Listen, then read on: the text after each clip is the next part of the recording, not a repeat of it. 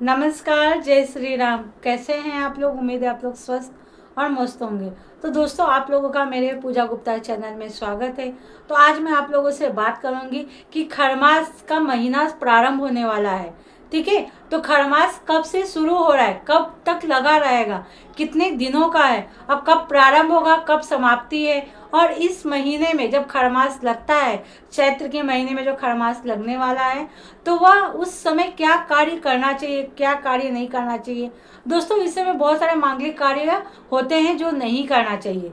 तो आज इस वीडियो में मैं आप लोगों को बताऊंगी, तो प्लीज़ इस वीडियो में अंत तक अवश्य बने रहिएगा। अगर आप लोगों को मेरा वीडियो अच्छा लगता है तो वीडियो को लाइक करना, सब्सक्राइब करना और कमेंट में जय श्री राम अवश्य लिखिएगा।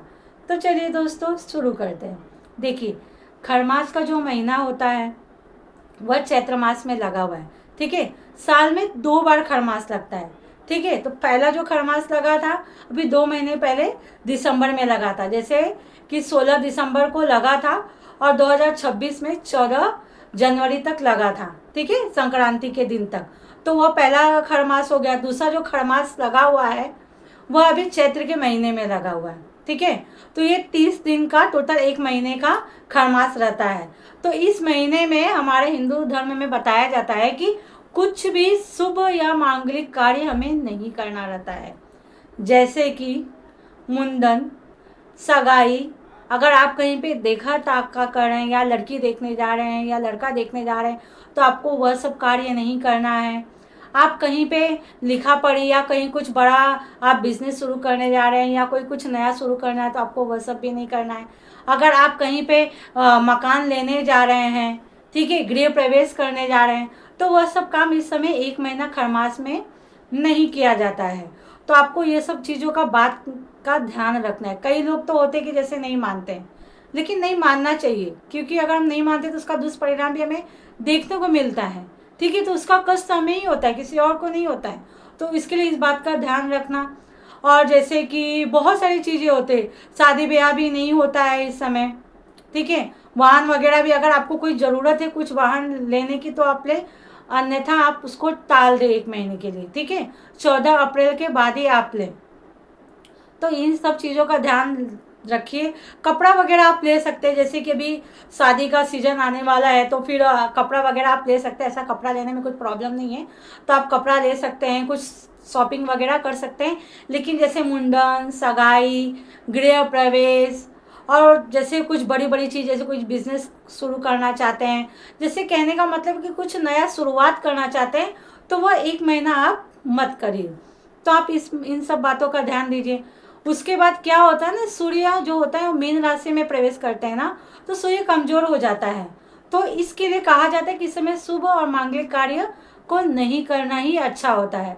तो 1 महीने का जो खरमास है, इस समय जैसे कोई जो विवाहित जिनका विवाह हुआ है, तो इस समय वो ध्यान रखिए कि जैसे कि आप पहली बार ससुराल जा रही हैं तो मत जाइए, या मैके से ससुराल या ससुराल से मैके, मतलब आना जाना मत करिए। अगर आप जहाँ ससुराल में है तो वहीं रहिए, अगर आप मायके में हैं तो वहीं पर रहिए, आना जाना मत करिए। इन सब चीज़ों का आप ध्यान दीजिए। ठीक है, और जैसे कि जो 7वें महीने में होता है, गोद भराई वगैरह होता है, वो सब का महीना तो फिक्स है, तो वो सब आप कर सकते हैं, इसमें ऐसा कोई प्रॉब्लम नहीं है। और दूसरा ये है कि जैसे व्रत उठाना है, ठीक है, तो इस महीने में आप व्रत वगैरह जो खरमास लगा हुआ है, खरमास में आप व्रत वगैरह नया नहीं उठाएंगे। चाहे जो भी हो, एकादशी हो, पूर्णिमा हो, अमावस्या हो, चाहे जो भी तिथि हो, आपको खरमास में जो 1 महीने में लगा हुआ है, इस महीने में मार्च में, चैत्र के माह में, इस महीने में आपको नया व्रत उपवास वगैरह कुछ भी नहीं उठाना है। और आगे उद्यापन का, जैसे उद्यापन है, कितने लोग का वैभव लक्ष्मी का होगा या गुरुवार का होगा, जो भी उद्यापन होगा, एकादशी का होगा, पूर्णिमा का होगा, जो भी उद्यापन हो, तो उद्यापन भी आपको इस महीने में नहीं करना है। इस बात का ध्यान दीजिए कि आप अभी खरमास में ना कोई नया व्रत उठाना है, ना आपको कोई उद्यापन करना है। ठीक है, इन सब चीज़ों बातों का आप ध्यान रखिए। इतना हो गया कि आपको क्या क्या नहीं करना है। तो अब देखिए क्या कर सकते हैं। इस समय अभी कितने लोगों का मन में ये होगा कि हम पूजा पाठ वगैरह जैसे कथा वगैरह कर सकते हैं, हवन वगैरह आप सब कर सकते हैं। इस महीने में देखिए पूजा पाठ करना बहुत ही अच्छा होता है।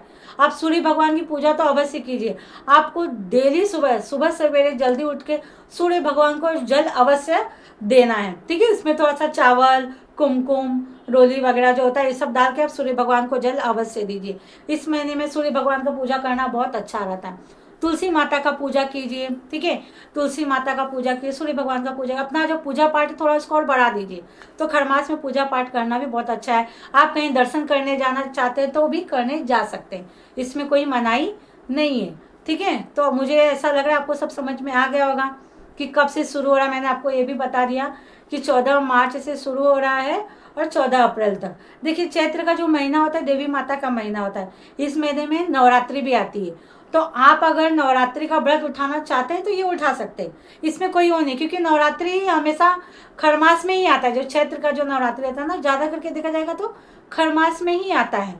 तो आप उठा सकते हैं, इसमें ऐसा कोई प्रॉब्लम नहीं है, ठीक है। क्योंकि देवी माता का ही महीना है, इसमें पूजा पाठ वगैरह करना बहुत ही अच्छा था। इसमें देवी माता का ही पूजा सब होता है। तो आप इन सब चीज़ों का ध्यान रखिए और अपने घर पे स्वस्थ रहिए, भगवान का नाम लीजिए और अपने परिवार का ध्यान रखिए। धन्यवाद। जय श्री राम।